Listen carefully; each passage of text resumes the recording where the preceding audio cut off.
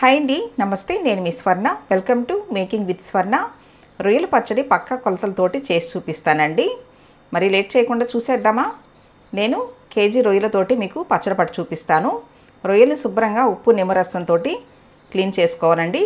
Clean చేసిన తర్వాత ఇప్పుడు ఇందులో 1/2 స్పూను సాల్ట్ వేసుకోవాలి. 1/2 స్పూను పసుపు వేసుకుని రొయ్యలకి బాగా పట్టేలాగా కలుపుకోవాలి. ఇలా కలుపుకున్న తర్వాత స్టవ్ మీద పెట్టేసుకోవాలండి ప్యాన్ని. స్టవ్ మీడియంలో పెట్టుకుని రొయ్యల్ని ఉడికించుకోవాలి. ఈ రొయ్యలు ఉడికేలోపు పచ్చళ్ళలోకి మసాలా పొడి ప్రిపేర్ చేసుకోవాలి.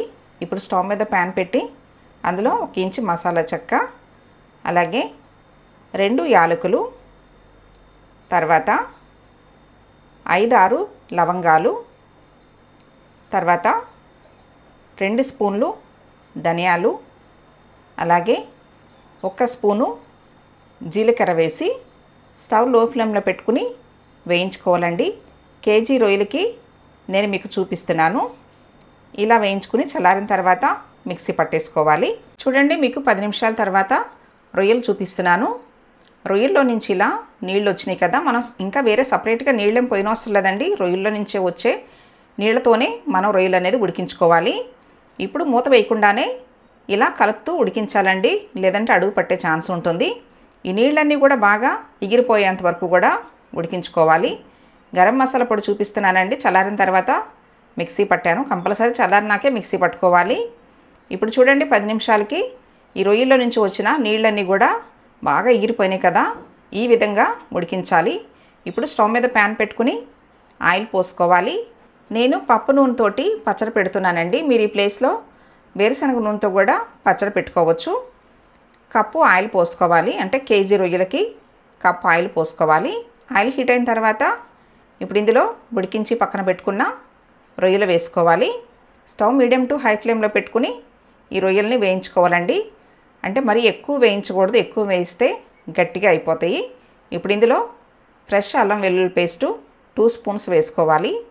కేజీకి నేను చెప్తున్నానండి, కేజీకి 2 స్పూన్స్ అల్లం వెల్లుల్లి పేస్ట్ కరెక్ట్గా సరిపోతుంది. చూడండి, ఇలా కలర్ మారేంత వరకు కూడా వేయించుకోవాలి, మరి ఎక్కువ వేయించకూడదండి. ఇప్పుడు బాండీని స్టవ్ మీద నుంచి కింద పెట్టేసుకున్న తర్వాత మిక్సీ పట్టుకున్న మసాలా పొడి వేసుకోవాలి. తర్వాత 1/2 కప్పు కారం వేసుకోవాలి. పచ్చళ్ళ కారమేనండి.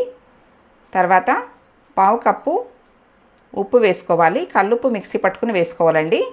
అంటే మనం మామిడికాయ పచ్చడికి ఎలా వేసుకుంటామో అలాగే వేసుకోవాలి. సాల్ట్ వేస్తే అంత బాగుండదు.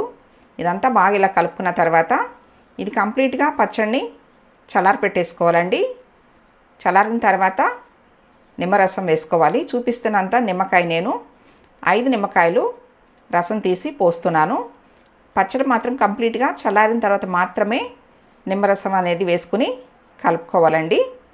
ఇలా కలుపుకున్న తర్వాత మూత పెట్టేసేసి 2 రోజులు పక్కన పెట్టేసుకోవాలి. అప్పుడే పచ్చడి అనేది బాగా ఊరి బాగుంటుందండి.